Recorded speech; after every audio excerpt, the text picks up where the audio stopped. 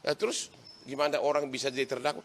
Dan yang paling fatal lagi adalah siapa yang diuntungkan. Nadiem itu nggak ada terima 1 sen pun.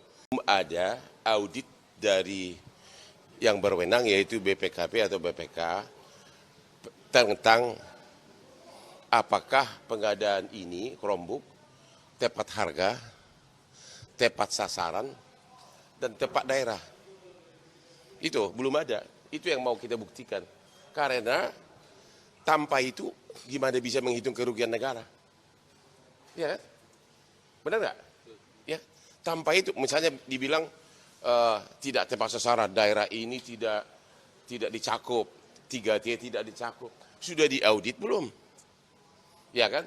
Terus satu lagi, sampai sekarang yang pasti kan Nadiem itu tidak ada tuduhan uang masuk ke dia.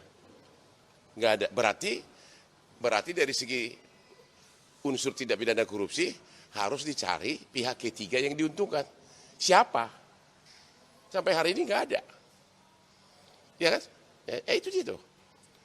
Sementara BPKP 2 kali audit, udah melakukan audit untuk 3 tahun, tahun 2020, 2021 dan 2022.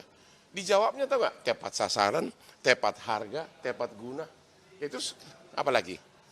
Terus percaya siapa lagi? Ya kan? Kan itu kan audit BPKP. Padahal syarat mutlak untuk 2 alat bukti dalam tindak pidana korupsi adalah harus ada audit BPKP atau BPK. Ya ini sudah ada. Sudah ada. Apa lagi yang dicari? Dari Kejagung bilang udah ada risalah ekspos antara penyidik. Emang risalah ekspos bisa menghitung ganti rugi? Bisa menghitung nggak? Undang-undang putusan MK menyatakan harus nyata kerugian itu. Tidak boleh potensi. Kalau risalah ekspos, ya enggak dong. Bahkan pada saat si Nadiem itu ditahan, Kejagung bikin konferensi pers, masih dihitung kerugian negara. Jadi memang ini kasus masih, kalau bahasa Bataknya, prematur gitu bahasa Bataknya. Ya kan? Bahkan sebaliknya. Bukan dari segi penyidikannya prematur, tapi dari segi BPKP-nya kita sudah punya auditnya. Auditnya menyatakan semuanya sudah oke. Kita ada auditnya. Itu semua apa lagi? Jadi kalau menurut Abang, penegasan kalau untuk menetapkan sebagai tersangka itu udah harus ada cakupan berapa nominal kerugiannya. Iya dong.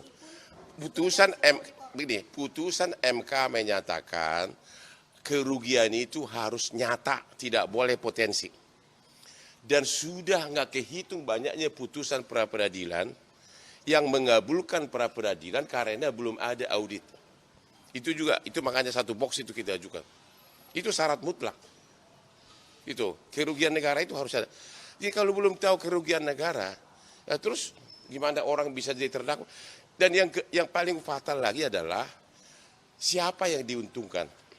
Nadiem itu nggak ada terima 1 sen pun. Jaksa tidak pernah menuduh Nadiem terima uang. Pihak ketiga mana? Nggak ada tersangka sampai sekarang.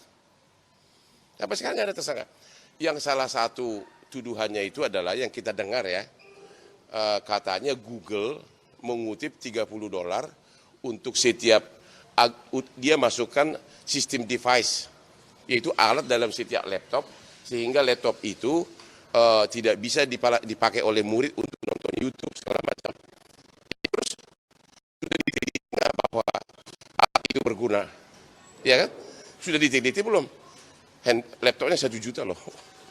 Dan kalau gitu Google siapa tersangkanya sampai sekarang belum? $30 untuk setiap dia masukkan sistem device, yaitu alat dalam setiap laptop, sehingga laptop itu tidak bisa dipakai oleh murid untuk nonton YouTube. Download Tribun X sekarang, menghadirkan lokal menjadi Indonesia.